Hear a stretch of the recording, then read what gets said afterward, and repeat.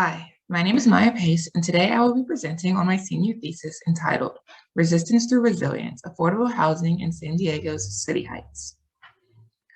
In the fall of 2020, I worked in a small group with two fellow thesis students, Mario Krebet and Sharon Higashi, to understand the legacy in the US of housing discrimination in the form of redlining.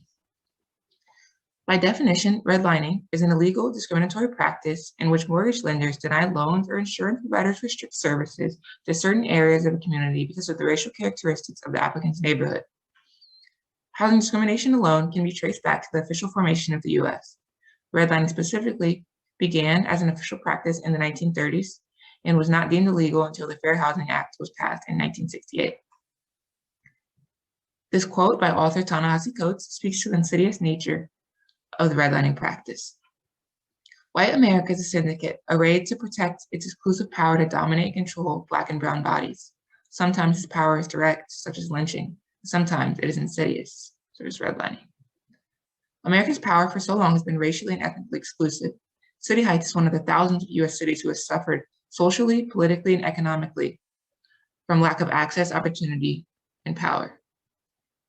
However, the story of City Heights does not end in defeat.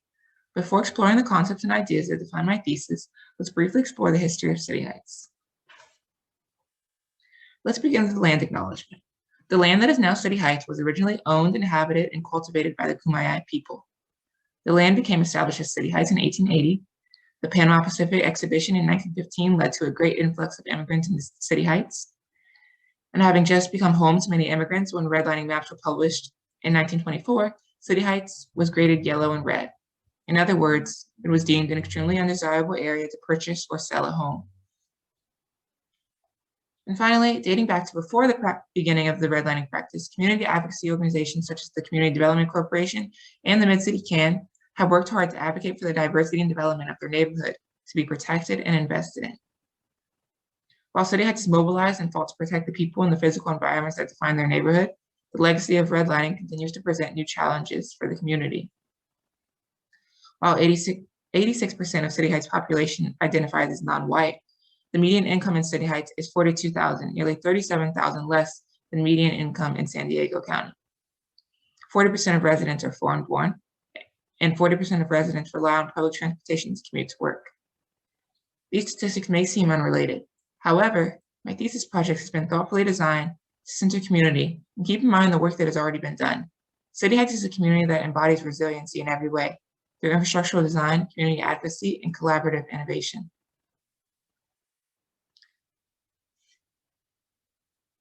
Community and communal spaces have become parts of the efforts to resist racism and discriminatory impositions. Resistance through resilience, affordable housing in San Diego City Heights adapts affordability and livelihood with a design for urban vibrancy, topological diversity, and agency.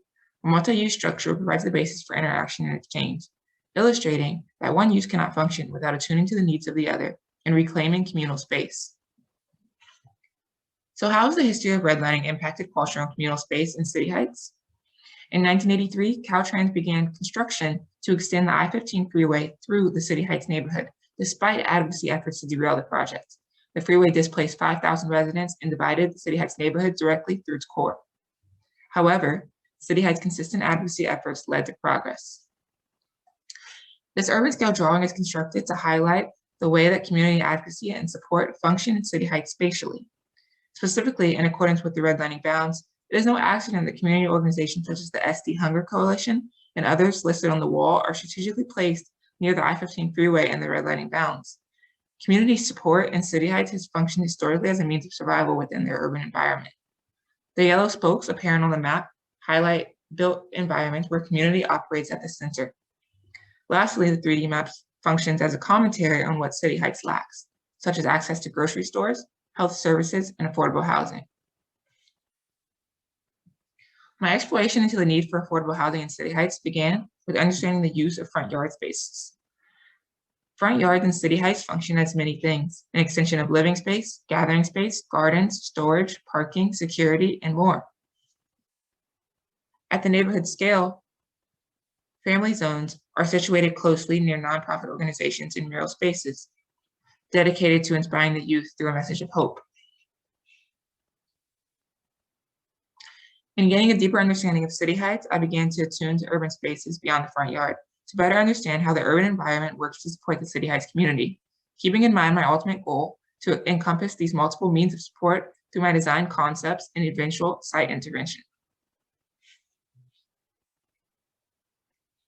Hoping to create housing that remains in touch with the neighborhood scale, I began by scaling front yard geometries existent throughout the neighborhood to create building massings that embodied ideas of porosity and shared community.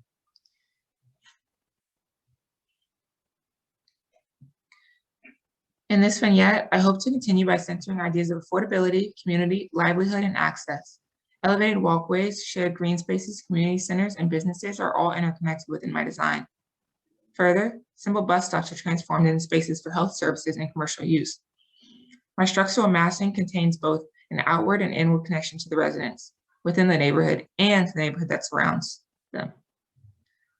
Lastly, the freeways further engage in an innovative way that allows the community access to public transit, grocery stores, and commercial centers. Photographs of my physical model can be found on Morel and further illustrate my design intervention in its entirety.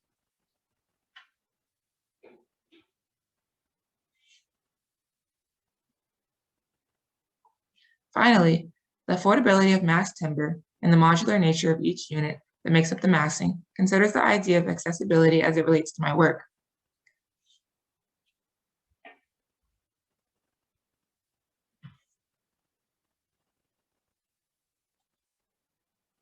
My second vignette demonstrates the same concept in a new and different way.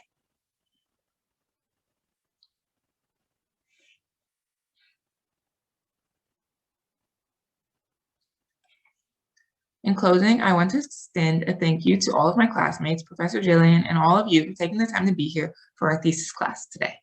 Thank you so much.